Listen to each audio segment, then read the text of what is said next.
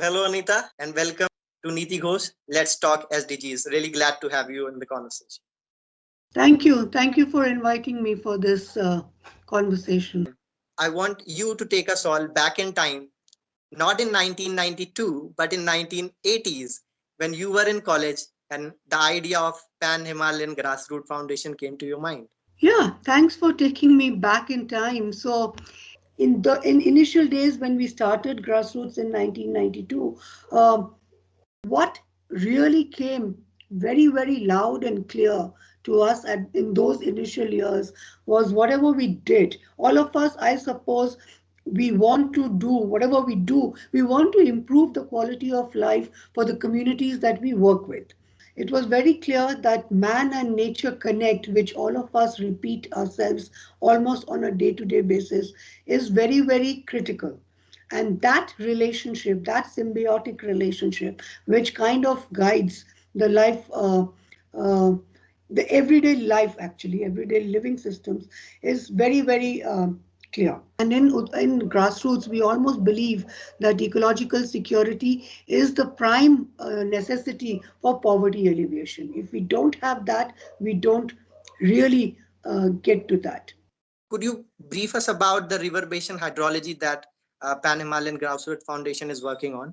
The catchment areas are not in good health, then the availability of water for drinking, not for irrigation, which has already become history for most mountain communities, at least in Almora district, started looking at drinking water as an issue, and we developed appropriate technology called infiltration well. I had written a column in Niti Ghosh about it.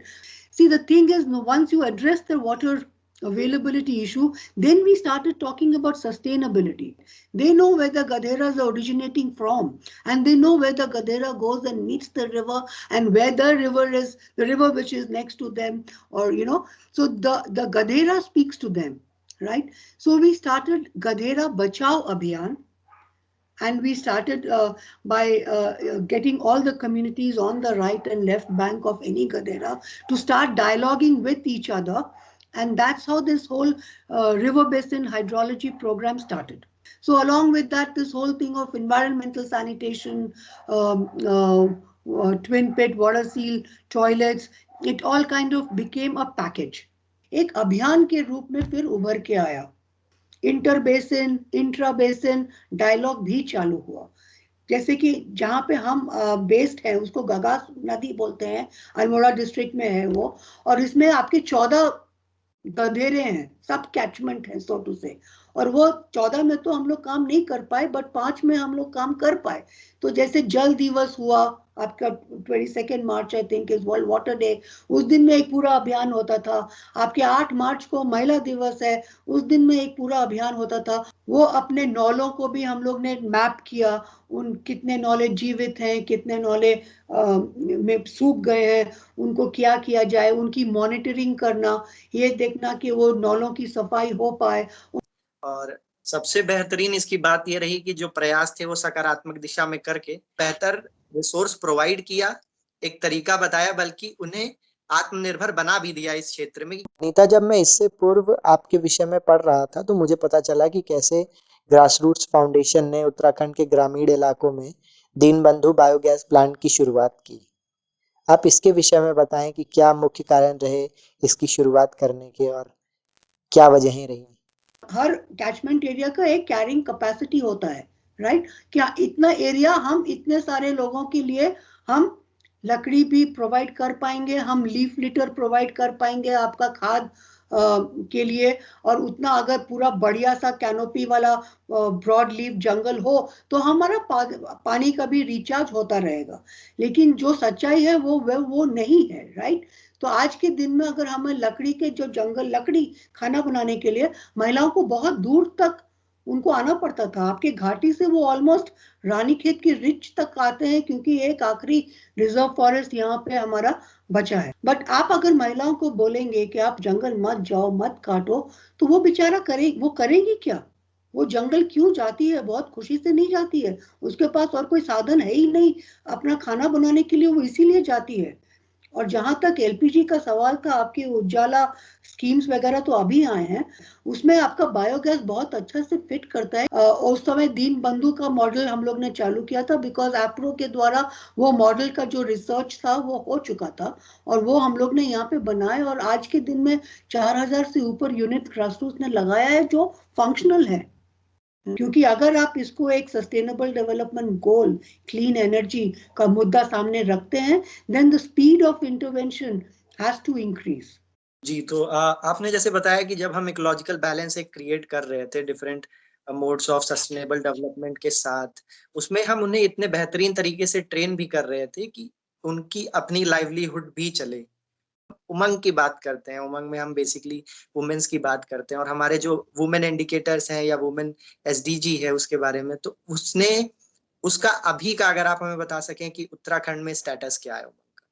जहां तक महिलाओं का सवाल है, जब हम लोग ये सब कार्य कर रहे थे तो एक मुद्दा आजीविका का सबके सामने में एक वो चैलेंज के रूप में, कोई भी समाज में कम्युनिटी डेवलपमेंट का काम कर रहा हो, वो मुद्दा आपके पास सामने में आएगा ही, जहां तक आजीविका का सवाल है। तब ये मुद्दा सिंगल वेमेन और या वेमेन हेडेड हाउस होल्ड, इस तरह के मुद्दे हमारे सामने में उभर के आए कि उनके पास ये एक बहुत बड़ा चैलेंज था कि ढुलान के अलावा उनको और कोई कार्य मिलता नहीं था। उनको हर शाम को 4-5 किलोमीटर के रेडियस, वो उनका यूनिवर्स था, और उसी रेडियस के अंतर्गत उनको अपनी आजीविका चलानी पड़ती थी ताकि वो शाम को अपने घर से आना जाना कर पाए। तब हम लोग ने थोड़े थोड़े प्रयास चालू किए फिर कि हम क्या करें, अभी करना लाइवलीहुड्स का तो मुद्दा बड़ा मुद्दा है ना। तो उनका जो आज के दिन में वो मॉडल का क्या फायदा हुआ कि आज के दिन में whether grassroots is engaging in water sector programmes और नो, उनका हुनर इतना बढ़ गया है कि सब के सब आपके जो हैंडपंप जानते थे, आपका घर घर नल का जो आजकल प्रोग्राम चला है, everybody is involve in that. जहां तक महिलाओं का फिर बात आया, वो हमें समझ में आया कि हम वुमेन हेडेड हाउस होल्ड या एकल महिलाओं के साथ काम करना चालू करेंगे। और फिर उनका 2-3 हम लोग ने एक बार जब चालू किया, तब हम लोग ने MCR tiles, micro concrete roofing tile से चालू किया था। इस तरह से पायलट्स करते करते उनके बाजार में व्यवस्था, वैल्यू चेन्स को डेवलप किया, उनको बाजार से लिंक किया, पायलट्स किए, देखा कि हम लोग जो सोच रहे हैं क्या उसमें दम है कि नहीं है। आपके स्वयं सहायता समितियों के गठन हुआ, उनका एक फेडरेशन के रूप में उमंग उभर के आया। वो सब स्वयं सहायता समूह जो है आपके शेयर होल्डर्स बन गए उमंग के, और उसी समय में तो 2009 में Umang as a farmer producer company, farmer producer organisation के रूप में उभर के आया। Indeed. तो अब मैं चाहूंगा कि इस एपिसोड के अंतिम सवाल के तौर पे अगर आप हमें कोई सलाह या कोई सुझाव देना चाहें जिस विषय में साथ मिलकर कार्य किया जाना चाहिए हमारे राज्य की बेहतरी के लिए। आज के दिन में भी हमारे पास उत्तराखंड में काफी चैलेंजेस हैं, और ये भी समझ में आ रहा है, और स्पेशली आपके ये कोविड के चलते जितने भी आपके चैलेंजेस उभर के आए हैं, बहुत हद तक आपको उत्तराखंड के स्ट्रेंथ्स भी उभर के आ रहे हैं, राइट। बहुत सारे लोग वापस भी आए हैं आपके।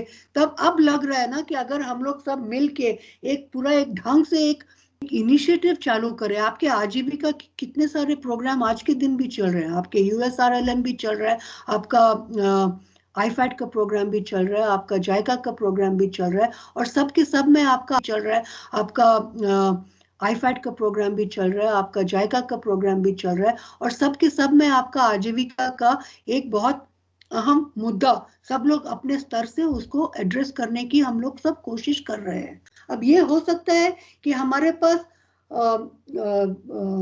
टेक्नोलॉजिकल जहां तक सवाल है ना, for instance post harvest technology and infrastructure and market access, ये 3 चीज अभी भी एक चैलेंज के रूप में, अगर वो इंप्रूव होगा तो उसके चलते हम लोग के कुछ और भी वैल्यू चेन्स बनेंगे, right. So I think some of these policy discussions are very much needed, and some kind of अगर हम करें तो उत्तराखंड के पास बहुत अपॉर्चुनिटीज है इसको बहुत जल्द, क्योंकि हमारे पास बहुत ग्राउंड वर्क बहुत हुआ है, बहुत अच्छे ढंग से हुआ है, and that collective spirit in the state is very much alive and strong.